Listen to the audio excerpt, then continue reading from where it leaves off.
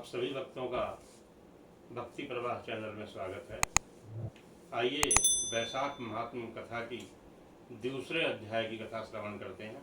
राजा अम्बरीश के पूछने पर देवर्षि नारद बता रहे हैं कि हे राजन, वैशाख के समान कोई मास नहीं, सतयुग के समान कोई युग नहीं, वेद के समान कोई शास्त्र नहीं और गंगा जी के समान कोई तीर्थ नहीं है।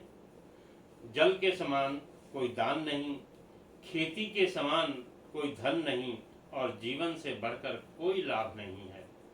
उपवास के समान कोई तप नहीं, दान से बढ़कर कोई सुख नहीं, दया के समान धर्म नहीं और धर्म के समान कोई मित्र नहीं। सत्य के समान यश नहीं, आरोग्य के समान उन्नति नहीं, भगवान विष्णु से बढ़कर कोई और रक्षक नहीं और वैशाख मास के समान संसार में कोई पवित्र मास नहीं। ऐसा विद्वान पुरुषों का मत है। नारद जी कहते हैं कि हे राजन, वैशाख श्रेष्ठ मास है और शेष साई विष्णु को अति प्रिय है।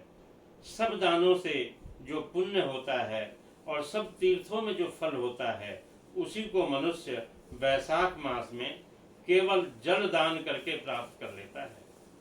जो व्यक्ति जल दान में असमर्थ है, ऐसे ऐश्वर्य की अभिलाषा रखने वाले पुरुष को उचित है कि वह दूसरे को प्रबोध करे, अर्थात दूसरे को समझाए कि जल दान करो, किसी दूसरे से जल दान करवाए। ये तो उन दानों से भी बढ़कर हितकारी हुआ कि किसी दूसरे को समझाकर जल का दान करवाना। जो मनुष्य वैशाख मास में सड़क पर यात्रियों के लिए प्याऊ लगवाता है, वह विष्णु लोक में प्रतिष्ठित होता है। हे राजन, प्याऊ देवताओं, पितरों और ऋषियों को प्रीति देने वाला है, उन्हें प्रसन्न करने वाला है। जिसने प्याऊ लगवाकर रास्ते के थके मांदे मनुष्यों को संतुष्ट किया है, उसने ब्रह्मा, विष्णु और शिव आदि सभी देवताओं को संतुष्ट कर लिया है।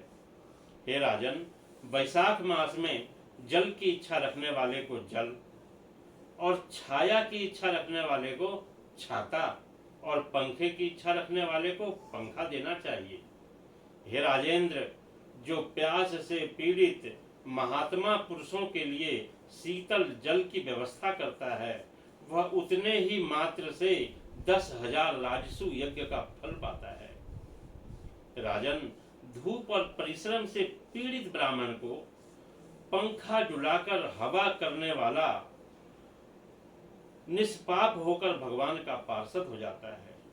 जो मार्ग से थके हुए श्रेष्ठ ब्राह्मण को वस्त्र से भी हवा करता है, कपड़े को हिला करके जो हवा करे, वह उतने से ही मुक्त हो भगवान विष्णु का सायुज्य प्राप्त कर लेता है। जो शुद्ध चित्त से ताड़ का पंखा देता है, वह सभी पापों को नाश करके ब्रह्मलोक को जाता है। जो विष्णु प्रिया वैशाख मास में पादुका अर्थात जूता या चप्पल दान करता है, वह यमदूतों का तिरस्कार करके वैकुंठ को जाता है। जो व्यक्ति मार्ग में अनाथों के ठहरने के लिए विश्रामशाला बनवाता है, उसके पुण्य फल का वर्णन सरस्वती, ब्रह्मा आदि देवता भी नहीं कर सकते। मध्याह्न में आए हुए ब्राह्मण को, अर्थात अगर दोपहर में कोई ब्राह्मण आए और उस अतिथि को यदि कोई भोजन दे, तो उसके फल का कोई अंत नहीं है।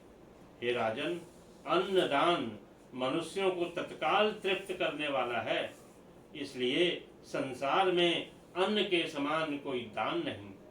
जो मनुष्य मार्ग के थके हुए ब्राह्मण के लिए आश्रय देता है, उसके पुण्य फल का वर्णन नहीं किया जा सकता। राजन, जो अन्नदाता है, वह माता पिता आदि का भी विस्मरण करा देता है। इसलिए तीनों लोगों के निवासी अन्नदान की प्रशंसा करते हैं। राजन, माता और पिता केवल जन्म के हेतु हैं, पर जो अन्न देकर पालन करता है, विद्वान लोग इस लोक में उसी को पिता कहते हैं। इस प्रकार ये दूसरे दिन की द्वितीय अध्याय की कथा समाप्त होती है। बोलिए वासुदेव भगवान श्री कृष्ण की जय।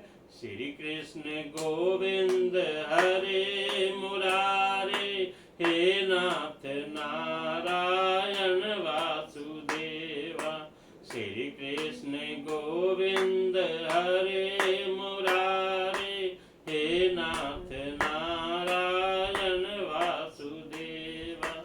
हे नाथ नारायण वासुदेवा, हे नाथ नारायण वासुदेवा।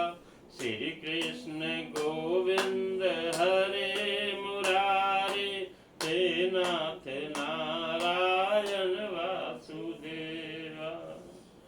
ओम तत्सत।